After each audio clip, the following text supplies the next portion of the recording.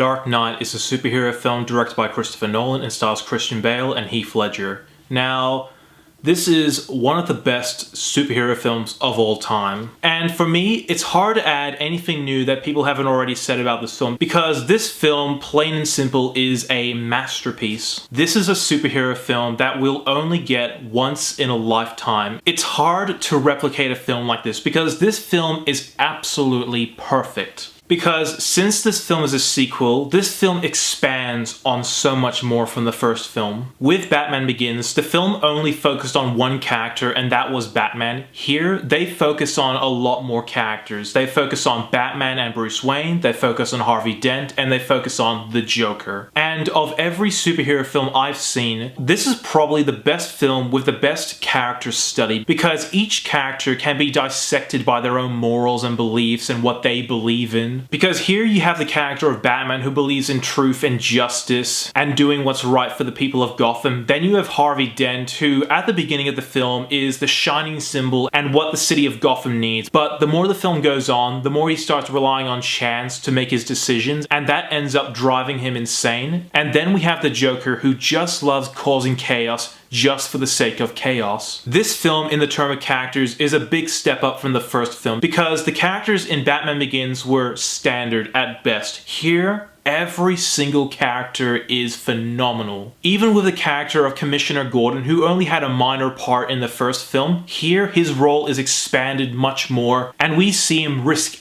everything to save Gotham. Now, I'm gonna piss people off here, but I don't think this film is 10 out of 10. I think this film has problems that are generally overlooked. Some of these problems are only minor and really don't hurt the film in any way. It's just, these are just problems that really stuck out to me. And at best, these are just nitpicks. So I'll get my grievances out of the way. First thing I didn't like about this film was Batman's voice. At least with Batman Begins, he was experimenting with different voices.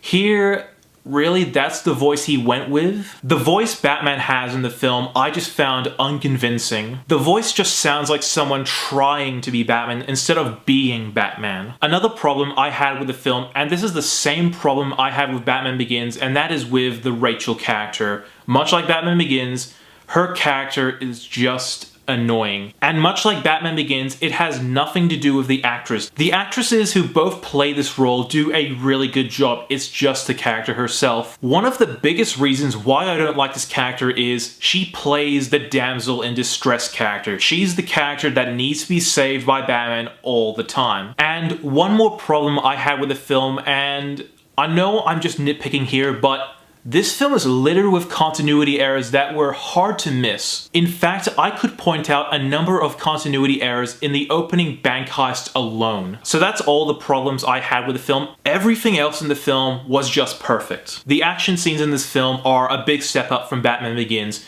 These are some of the best action scenes you will ever see put on film. The truck chase scene in the middle of the movie is one of the best chase scenes I've ever seen. Every action scene keeps you on your toes as you don't know how it's gonna end. Although that action scene at the end of the film where Batman's trying to fight his way to the Joker, I felt like that action scene went on a little bit too long, and that did slow the momentum of the film for me. But one of the biggest things I liked about this film were the characters themselves. In fact, dare I say, a lot of the talking scenes in this film are my favorite scenes in the entire movie. Because when you hear the characters say what is best for Gotham, you believe them. You believe in what they stand for. You believe in what they are trying to achieve. Of every superhero film I've ever seen, this is the best written. The writing in this film is the most straight to the point, serious writing you will ever see in any superhero film. The writing in every scene takes itself seriously and is done at the right level that doesn't make it cheesy, overbearing, and unpleasant. It's done at the right level that this ends up being one of the best screenplays I've ever seen. And I have to praise the dialogue in this movie because I can remember nearly every line in this movie. And probably one of the reasons why I remember this dialogue so much is they are said by characters that you would believe would say it themselves. There's this line of dialogue said by the character of Harvey Dent which foreshadows an upcoming event where you either die a hero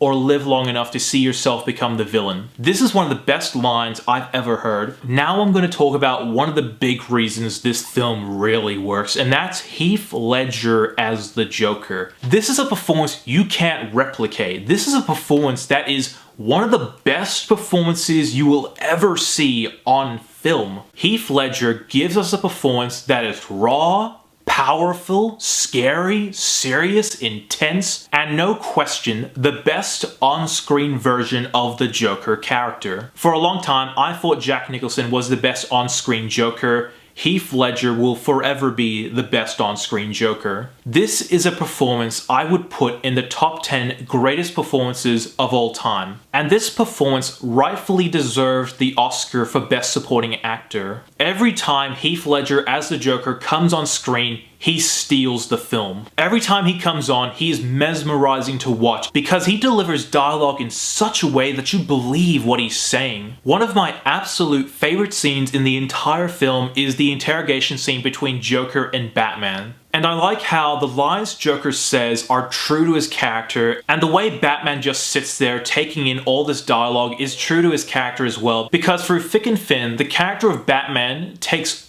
all of this in, and he just sits there and does not snap the guy's head off. But the more the scene goes on, the more Batman begins to snap. And then when the Joker says that Batman's love interest is also in danger, that's when he fully snaps. And that's when the scene takes on another level, because that's when the scene starts to feel gritty and real. Overall, this is one of the best superhero films of all time. Although, if I was to be honest, I still think Batman 1989 is still the better Batman film, but this film comes in a close second. Every good thing I said about this film is the reason this film works so well. The acting is great, the action scenes are great, the music, cinematography, and the direction by Christopher Nolan himself are all great reasons why this film works on such a level. And while the year 2008 was a pretty lackluster for films, this was the one film that really stood out that year.